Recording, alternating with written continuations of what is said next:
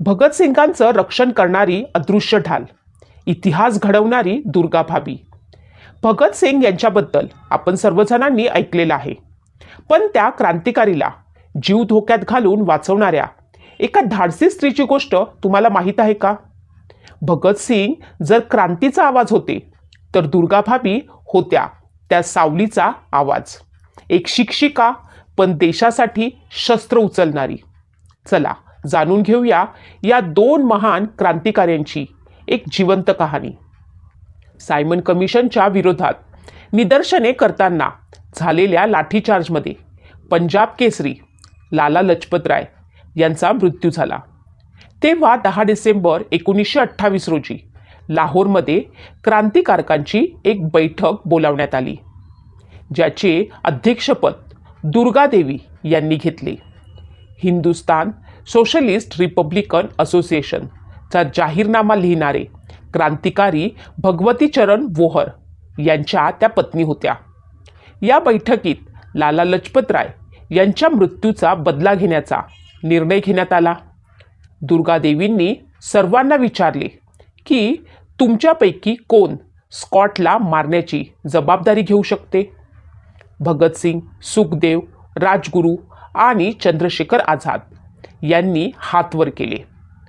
सुरुवातीला सुखदेव ही भूमिका एकट्यानेच साकारू इच्छित होते, पण त्यांना मदत करण्यासाठी आणखी 4 साथीदार भगतसिंग, राजगुरू, चंद्रशेखर आझाद आणि जयगोपाल यांची निवड करण्यात आली. 17 डिसेंबर 1928 रोजी भगतसिंग आणि राजगुरू यांनी दुपारी 4 वाजता ब्रिटिश अधिकारी सँडर्सची हत्या करून लाला लजपत राय यांच्या मृत्यूचा बदला घेतला. 3 दिवसानंतर सुखदेव त्यावेळी भूमिगत असलेल्या भगवती चरण वोहरा यांच्या घरी गेले. दुर्गादेवी यांना विचारले, तुमच्याकडे काही पैसे आहेत का? दुर्गादेवीनं तिला तिच्या पतीने दिलेले 500 रुपये दिले. सुखदेवने तिला सांगितले, काही लोकांना लाहोरमधनं बाहेर काढायचे आहे, तुम्ही त्यांच्यासोबत लाहोरमधून बाहेर जाऊ शकता का? त्या काळात दुर्गा भाभी लाहोरच्या महिला महाविद्यालयात हिंदी शिक्षिका होत्या. 3-4 दिवसात क्रिसमसच्या सुट्ट्या सुरू होणार होत्या. सुखदेव म्हणाले की ते क्रिसमसच्या आधी तिच्यासाठी सुट्टीची व्यवस्था करतील. दुसऱ्या दिवशी सुखदेव भगतसिंग आणि राजगुरूंसोबत दुर्गा भाभींच्या घरी गेले. तोपर्यंत त्यांनी भगतसिंगला केसांनी पाहिले होते. सुखदेवनं त्यांना विचारले, तू आम्हाला ओळखतेस का? त्यापूर्वी कधीही त्या राजगुरूंना भेटल्या नव्हत्या, म्हणून त्यांनी नकार दिला. मग सुखदेवनं खोडकर हास्य करत भगतसिंगकडे बोट दाखवले आणि म्हणाले, हा तोच जट्टू आहे जो संत्री खाण्याचा शौकीन आहे. हे ऐकून भगतसिंग मोठ्याने हसले. त्यांनी त्यांच्या हास्याने ओळखले की हा भगतसिंग आहे. भगतसिंग हसत म्हणाले, भाभी, जेव्हा तू मला ओळखू शकत नाहीस, तेव्हा ब्रिटिश पोलिसही मला ओळखू शकणार नाहीत.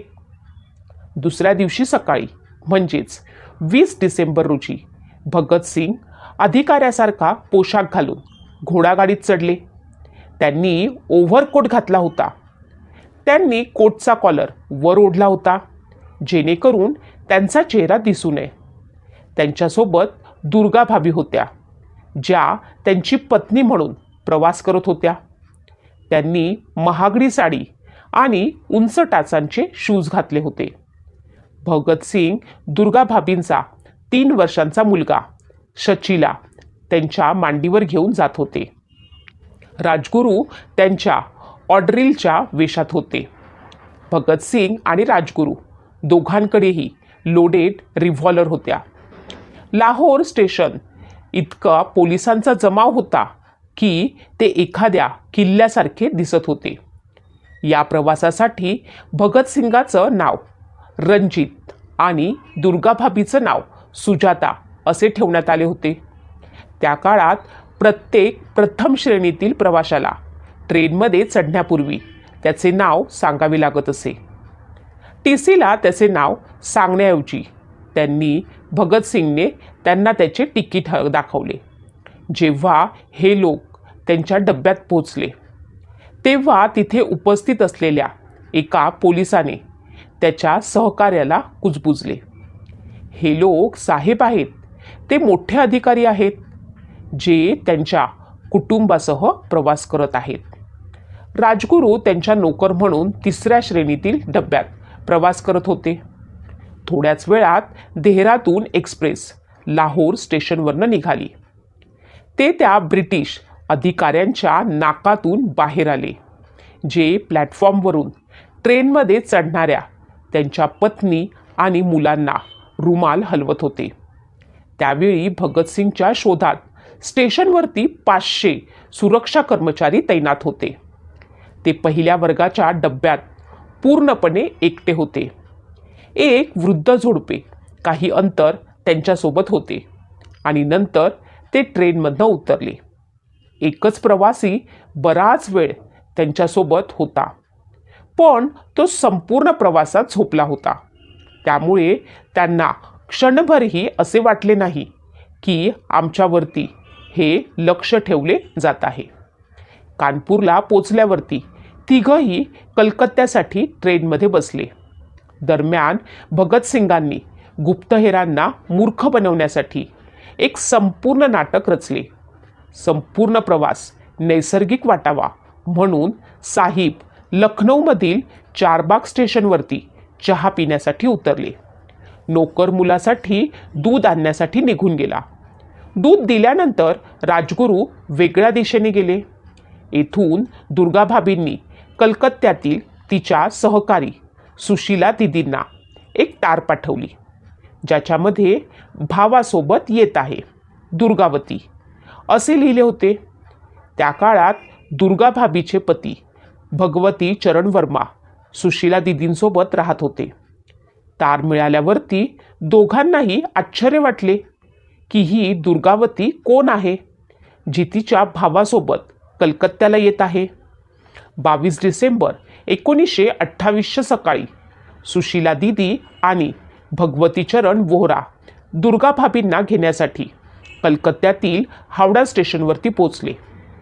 त्या काळात भगवती चरण वर्मा फरार होते, म्हणून त्यांनी रेल्वे पोर्टरचा पोशाख घातला होता. त्यांची दाढी लांब होती आणि गुडघ्यापर्यंत धोतर होतं. पत्नी दुर्गा, मुलगा शची आणि भगतसिंग यांना पाहून ते आनंदाने भरले. अचानक ते म्हणाले, दुर्गा, मी आज तुला ओळखले. दुर्गाभाबी यांचा जन्म 7 ऑक्टोबर 1907 रोजी झाला. अलाहाबादमधील शहजादापूर येथे झाला. त्यांचे वडील बांके बिहारीलाल भट्ट हे अलाहाबादमध्ये जिल्हा न्यायाधीश होते.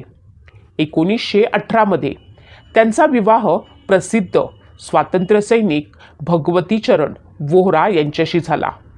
3 डिसेंबर 1925 रोजी त्यांना एका मुलाचा आशीर्वाद मिळाला. पतीसोबत राहताना त्यांनी क्रांतिकारकांना पाठिंबा देण्यास सुरुवात केली. दुर्गाभाबी तुरुंगात असलेल्या सहकारी क्रांतिकारकांना पाठवलेल्या कपड्याचे पगडे उघडत असत आणि त्यांना कोडवर्डमध्ये लिहिलेले संदेश पाठवत असत. मदर दूध आणि कांद्याचा रस वापरून कागदावरती संदेश लिहिले जात असत. दूध किंवा रस सुकल्यानंतर ते एका कोऱ्या कागदासारखे दिसत असे, जे तुरुंगातील त्यांचे सहकारी गरम करून ते सहजपणे वाचू शकत होते. बॉम्बस्फोटात तिच्या पतीच्या शहीद झाल्यानंतर ती तिच्या ओळखीच्या व्यक्तींपैकी एक केवल कृष्णा हिच्या घरी 15 दिवस मुस्लिम महिले म्हणून राहिली. शेजाऱ्यांना सांगण्यात आले की ती बुरखाधारी महिला आहे.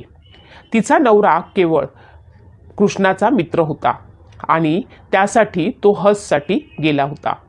तो परत येईपर्यंत ती आमच्यासोबत राहणार होती. दुर्गाभाबीनं मला सांगितलं होतं की तिने जयपूरहून तिच्या टीम सदस्यांसाठी 2दा पिस्तूल आणि रिव्हॉल्वर आणलं होतं आणि ब्रिटिश पोलिसांना तिच्यावरती थोडाही संशय आला नाही. भगतसिंगला कलकत्त्याला सोडल्यानंतर दुर्गाभाबी लाहोरला परतल्या आणि तिच्या अध्यापनाच्या कामात व्यस्त झाल्या. ज्या दिवशी भगतसिंगांनी सेंट्रल असेंब्लीमध्ये बॉम्ब फेकला त्या दिवशी दुर्गाभाबी त्यांना भेटण्यासाठी खास दिल्लीत आल्या होत्या.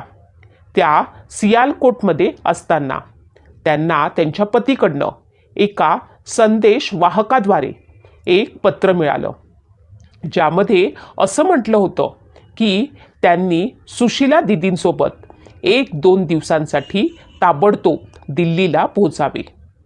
त्यांनी लाहोरला बस पकडली आणि तिथून रात्रीचा ट्रेनने प्रवास केला आणि 8 एप्रिल रोजी लवकर दिल्लीला पोहोचले. त्या कुदेसिया गार्डनला गेल्या, जिथे सुखदेव भगतसिंगांना भेटण्यासाठी घेऊन आले. त्यांनी लाहोरहून जेवण आणले होते, जे त्यांनी सर्वांनी एकत्र जेवले. त्यानंतर सुशीला दीदींनी तिचे बोट कापले आणि तिच्या रक्ताने भगतसिंगांवरती तिलक लावला.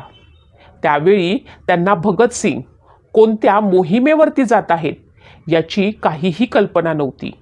त्यांना फक्त अशी कल्पना होती की ते काही कारवाई करण्यासाठी जात आहेत. जेव्हा ते असेंब्लीजवळ पोहोचले तेव्हा सर्वत्र पोलीस होते. मग त्यांनी पाहिलं की भगतसिंग आणि बटुकेश्वर दत्त यांना पोलिसांच्या गाडीतून नेले जात होते. दुर्गाभाबीच्या मांडीवरती बसलेल्या त्यांच्या मुलाने शचीने भगतसिंगांना पाहताच तो मोठ्याने लंबू चाचा असे ओरडला. दुर्गाभाबीनं लगेच हाताने त्याचे तोंड झाकले. भगतसिंगनेही शचीचा आवाज ऐकला आणि त्याच्याकडे पाहू लागले, पण क्षणार्धातच ते नजरेतून गायब झाले. भगतसिंग, सुखदेव आणि राजगुरू यांना फाशीची शिक्षा सुनावल्यानंतर चंद्रशेखर आझाद यांनी फाशी रोखण्याचा प्रयत्न सुरू केला. त्यांनी दुर्गाभाबींना महात्मा गांधींना भेटण्यासाठी दिल्लीला पाठवण्याचा निर्णय घेतला. भगतसिंग त्यांची फाशीची शिक्षा थांबवण्याच्या स्पष्टपणे विरोधात होते. 26 फेब्रुवारी 1931 रोजी गाझियाबादचे प्रमुख काँग्रेस नेते रघुनंदन शरण हे दुर्गाभाबी आणि सुशीला देवी यांच्यासह रात्री 11 वाजता दर्यागंज येथील डॉक्टर M.A. अन्सारी यांच्या घरी पोचले. गांधीजी तिथेच थांबले होते. जवाहरलाल नेहरू बंगल्याच्या बाहेर फिरत होते. त्यांनी दोन्ही महिलांना बंगल्याच्या आत नेलं. दुर्गाभाबीनं गांधीजींना सांगितलं की चंद्रशेखर आझाद यांच्या सूचनेवरून त्या त्यांना भेटायला आल्या होत्या आणि भगतसिंग, सुखदेव आणि राजगुरू यांची फाशी थांबवण्याचा प्रयत्न त्यांनी करावा अशी त्यांची इच्छा होती. त्यांनी त्यांना आझादांचा संदेशही दिला होता. जर महात्मा गांधी या तिघांची फाशीची शिक्षा बदलू शकले तर क्रांतिकारक त्यांना शरण जातील. पण गांधीजींनी ही सूचना स्वीकारली नाही. त्यांनी सांगितले की ते वैयक्तिकरित्या भगतसिंगावरती प्रेम करतात, पण त्यांच्या पद्धतीशी सहमत नाहीत. दुर्गाभाबींना गांधीजींचे उत्तर आवडले नाही आणि त्या परत आल्या. 23 मार्च 1931 रोजी भगतसिंग, सुखदेव आणि राजगुरू यांना फाशी देण्यात आली. याच्या काही दिवस आधी 27 फेब्रुवारी 1931 रोजी चंद्रशेखर आझाद यांनीही पोलीस चकमकीत आपले प्राण दिले होते. त्यावेळी दुर्गाभाबींनी आत्मसमर्पण करून स्वतःला अटक करून इतर मार्गांनी देशाची सेवा करण्याचा निर्णय घेतला.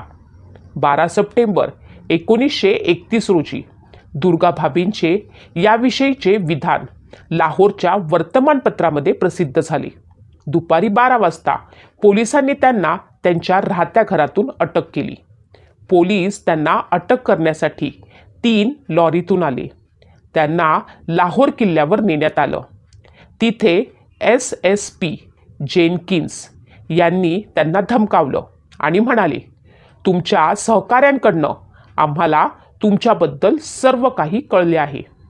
आमच्याकडे तुमचे सर्व रेकॉर्ड्स आहेत. तेव्हा दुर्गाभाबीनं लगेचच उत्तर दिलं, जर तुमच्याकडे माझ्या विरुद्धचे पुरावे असतील तर माझ्यावर खटला भरा, अन्यथा मला सोडा. पण जेनकिन्सने त्यांचे ऐकले नाही. तुरुंगातील पहिल्या रात्री त्यांना भयानक महिला गुन्हेगारांसोबत ठेवण्यात आले. जेव्हा पोलिसांना त्यांच्या विरुद्ध कोणतेही पुरावे गोळा करता आले नाहीत, तेव्हा डिसेंबर 1932 मध्ये त्यांना तुरुंगातून सोडण्यात आलं. परंतु पुढील 3 वर्ष त्यांना लाहोरच्या बाहेर जाण्यास बंदी घालण्यात आली. 1936 मध्ये दुर्गाभाबी लाहोरहून गाझियाबादला आल्या आणि प्यारेलाल गर्ल्स हायस्कूलमध्ये शिकवू लागल्या. 1940 मध्ये त्यांनी लखनौ मॉन्टेसरीच्या स्कूलची स्थापना केली. नंतर पंतप्रधान जवाहरलाल नेहरूंनी त्यांच्या इमारतीचे उद्घाटन केले. एप्रिल 1983 मध्ये त्यांची तब्येत बिघडल्याने त्यांनी शाळेतून सुट्टी घेतली. 15 ऑक्टोबर 1999 रोजी दुर्गाभाबींनी या जगाचा निरोप घेतला. भगतसिंग यांनी देशासाठी हसत हसत बलिदान दिलं आणि दुर्गाभाबीनं एका क्रांतिकार्याच्या सावलीसारखी त्यांना वाचवण्यासाठी जगाच्या नजरेत धाडसी भूमिका घेतली. इतिहासात त्यांचं नाव मोठ्या अक्षरांनी लिहिलं गेलं नाही, पण त्यांच्या कार्याचा आवाज आजही प्रत्येक स्वाभिमानी भारतीयाच्या हृदयात घुमतो. आज जेव्हा आपण स्वातंत्र्याच्या गोष्टी करतो, तेव्हा फक्त भगतसिंग नव्हे तर दुर्गाभाबीसारख्या शांत पण शक्तिशाली वीरांगनांनाही मानाची जागा दिली पाहिजे. जर तुम्हाला ही माहिती आवडली असेल तर नक्की लाईक करा, शेअर करा आणि अशाच महत्त्वपूर्ण घटनांसाठी चॅनलला सबस्क्राईब करा. जय हिंद.